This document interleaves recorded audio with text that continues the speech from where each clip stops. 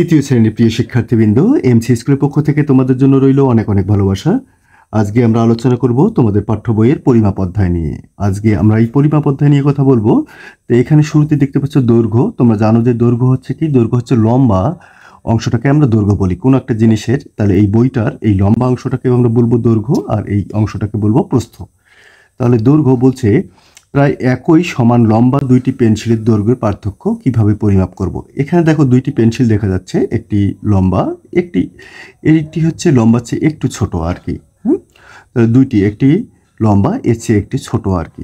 বলছে আমার পেন্সিলের দৈর্ঘ্য আর তোমার পেন্সিলের দৈর্ঘ্য প্রায় একই মনে হচ্ছে, মানে কাছাকাছি আর কি। এগুলোর দৈর্ঘ্যের পার্থক্য খুবই কম, মানে একটু ছোট বড় আছে।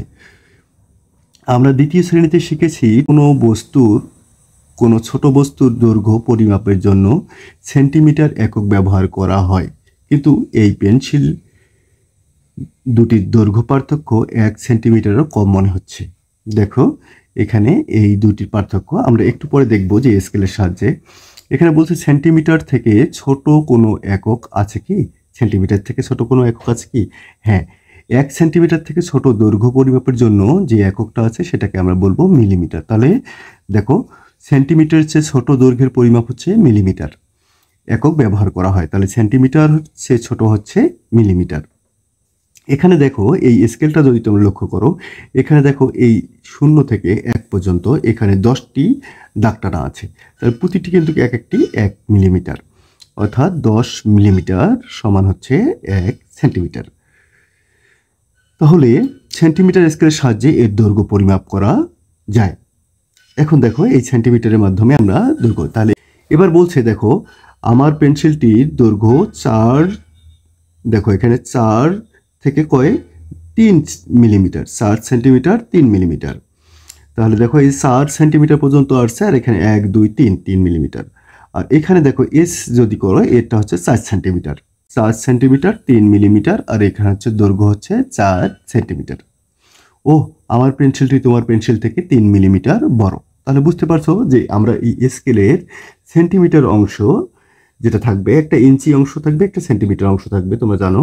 তো এই সেন্টিমিটার অংশের মাঝে দেখবা যে 10টা দাগ আছে, এই প্রতিটা দাগকে, একটা দাগকে আমরা 1 মিলিমিটার বলবো। এই হচ্ছে 118 পৃষ্ঠার তোমাদের প্রশ্নগুলোর সমাধান। বই খাতা, জ্যামিতি বক্স, টিফিন বক্স ইত্যাদির দৈর্ঘ্য মিলিমিটার পর্যন্ত অনুমান করি এবং একটি স্কেল ব্যবহার করে সেগুলোর দৈর্ঘ্য মিলিমিটার পর্যন্ত পরিমাপ করে সেগুলো নিচের চকে আনুমানিক দৈর্ঘ্য কতটা সত্য কিনা যাচাই করি। একটা আনুমানিক দৈর্ঘ্য তুমি ধরে নিবা।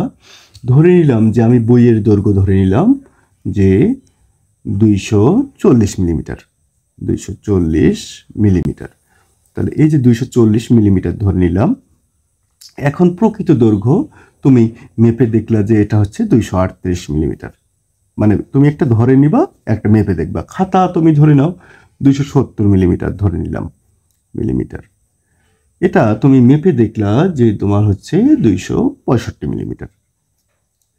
তারপর তুমি এরকম তোমার যে জ্যামিতি বক্স, হ্যাঁ, তারপর হচ্ছে টিফিন বক্স, এরকম করে তুমি একটা ধরে নিবা আর একটা হচ্ছে বসায় দিবা, প্রকৃত মেপে দেখবা।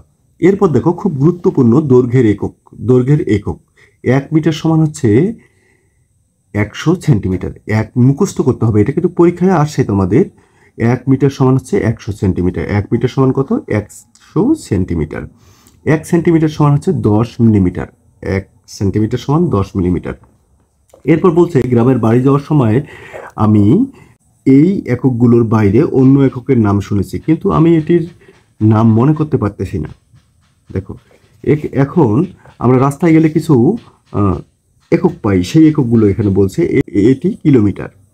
তাহলে সংক্ষেপে কিমি বলি আমরা বড় দৈর্ঘ্য যেমন দূরত্ব পরিমাপের জন্য আমরা এই একক ব্যবহার করে থাকি। যেমন রাস্তার দূরত্ব যদি আমরা মাপি, আমরা কিলোমিটারে মাপি, এবং 1 কিলোমিটার সমান হচ্ছে 1000 মিটার। 1 কিলোমিটার সমান হচ্ছে 1000 মিটার। এটাও কিন্তু মুখস্থ করতে হবে তোমাকে। 1 কিলোমিটার সমান হচ্ছে 1000 মিটার।